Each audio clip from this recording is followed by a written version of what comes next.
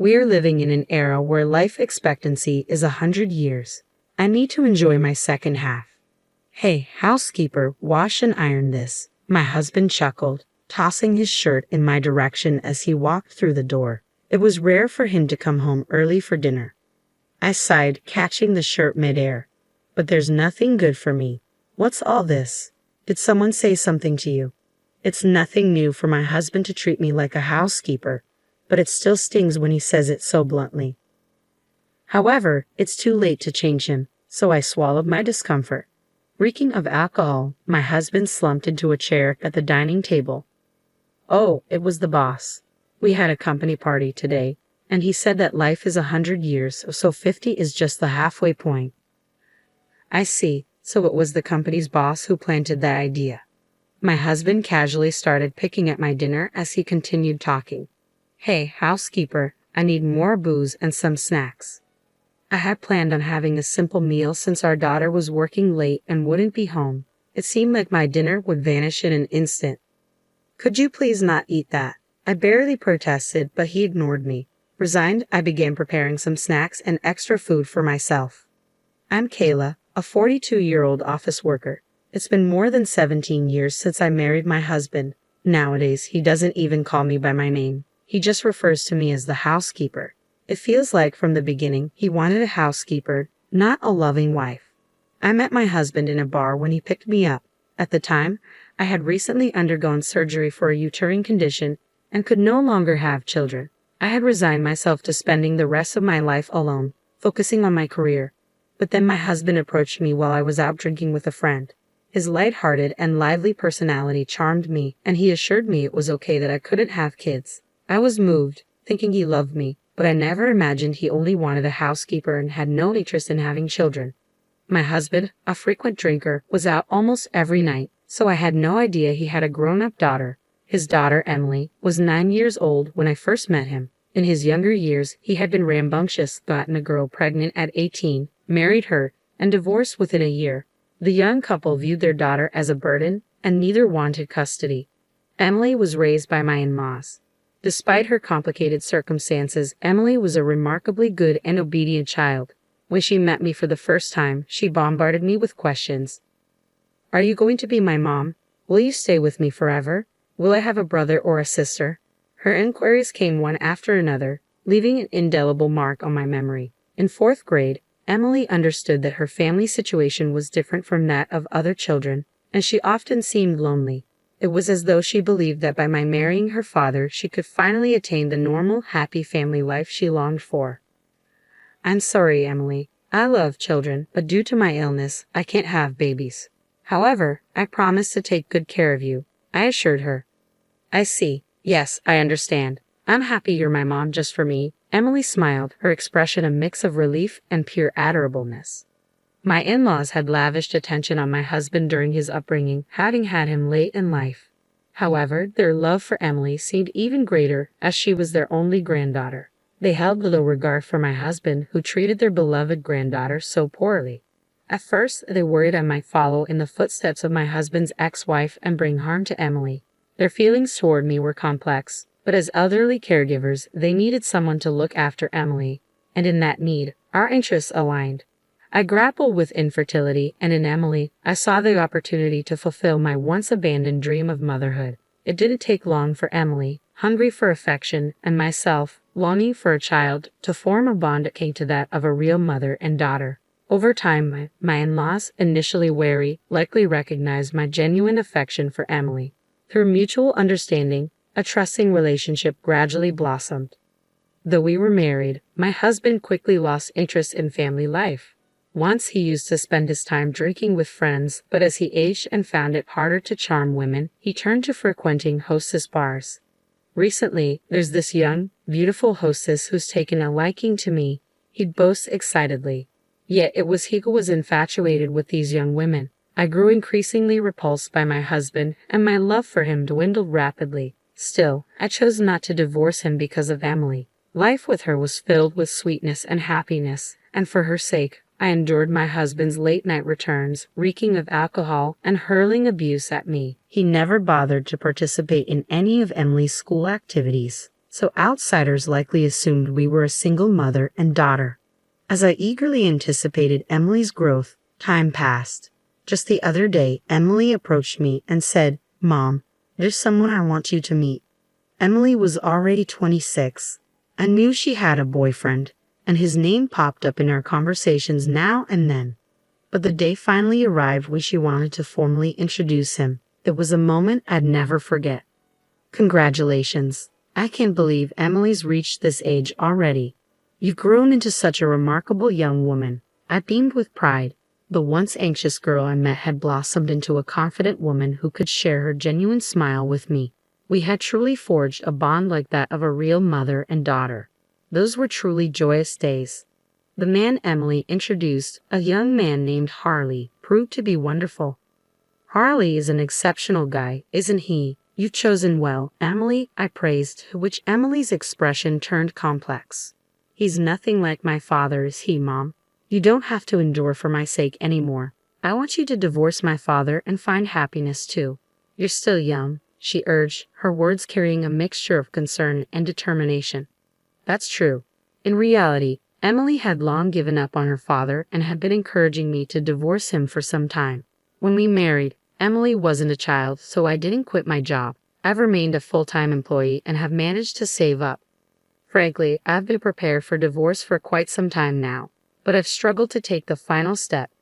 As we nibbled on the snacks I had prepared and my husband sipped his whiskey, he suddenly remarked, "Now that Emily's wedding is set, perhaps it's time for us to consider the same."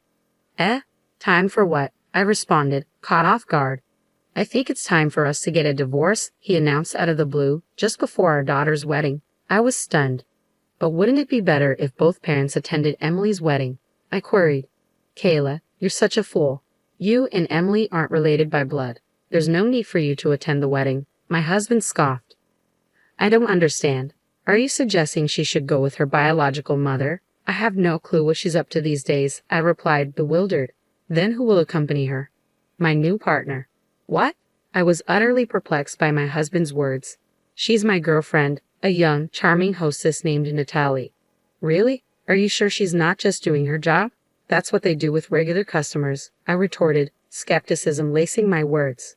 "But Natalie is genuinely interested in me. She always says, 'If only you weren't married.' So, I'm planning to propose to her on her birthday next month. Life is a long game, and I've still got more than half of it left. There's plenty of time to enjoy it. Emily would be happier with a young, charming woman like Natalie as her mother, rather than a plain woman like you.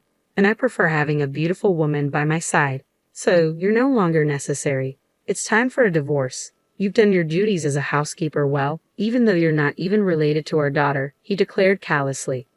This man was an utter fool. The shock of his casual divorce announcement paled in comparison to the disgust I felt at his stupidity. Don't be foolish enough to fall for a hostess's sales pitch. And a wedding isn't about flaunting a beautiful woman. What's the significance if the mother who raised the bride isn't present? It doesn't matter if we're not related by blood. You were always just a substitute housekeeper. Don't bother requesting alimony or property division, he spat out coldly. "I don't have any money. I'm aware you've been treating me like a mere housekeeper. I've run out of patience with you. Let's get a divorce. It's time to sever ties with this sorry excuse for a man. I need to begin a new chapter in my life. There's no room for feeling troubled," I declared firmly, finally comprehending my husband's idiocy and feeling appalled by it simultaneously.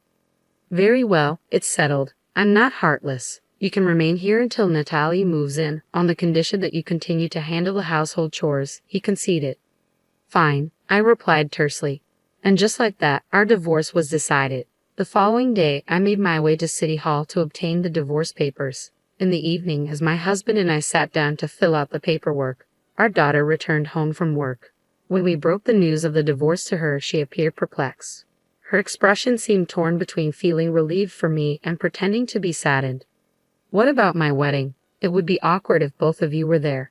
"It's okay if only Mom attends, right?" Emily casually remarked, her words stinging, though my husband, oblivious to the hurt, assumed his presence was expected. "Don't fret, Emily. I'll bring the young and charming wife with me," he responded, oblivious to the hurt he caused.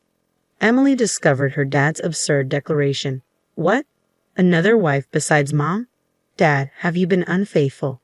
I didn't realize, but I guess I assumed no woman would be interested in you. Emily confronted her father sharply.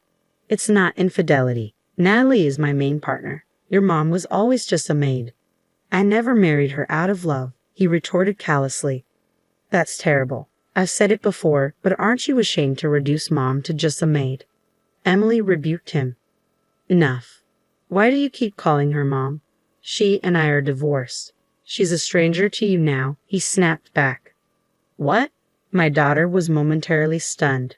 Her face flushed bright red as she exclaimed in a fluster, Wait, Dad, don't you remember? What are you talking about? What am I supposed to remember?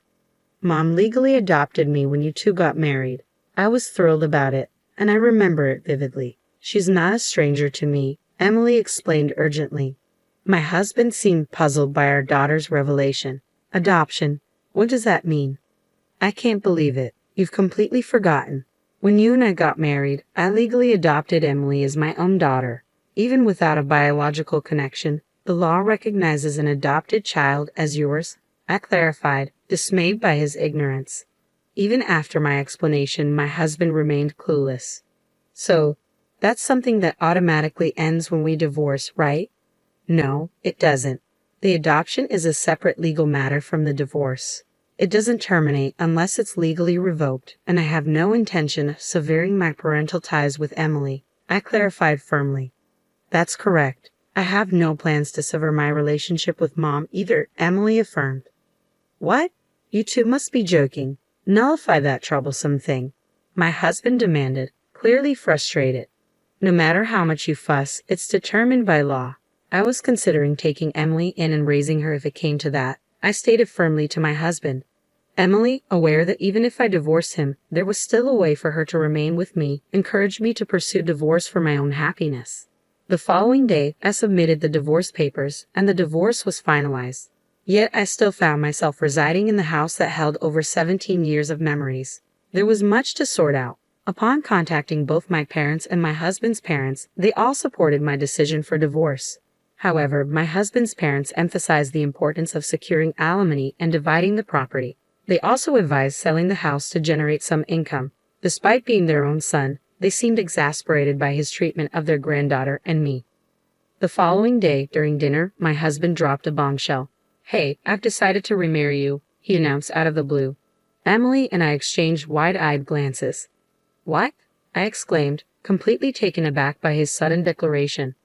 There was no sign of that young and charming Natalie at the bar today, my husband explained curtly. Emily and I exchanged puzzled looks, awaiting further clarification. Turns out, she quit her job and disappeared.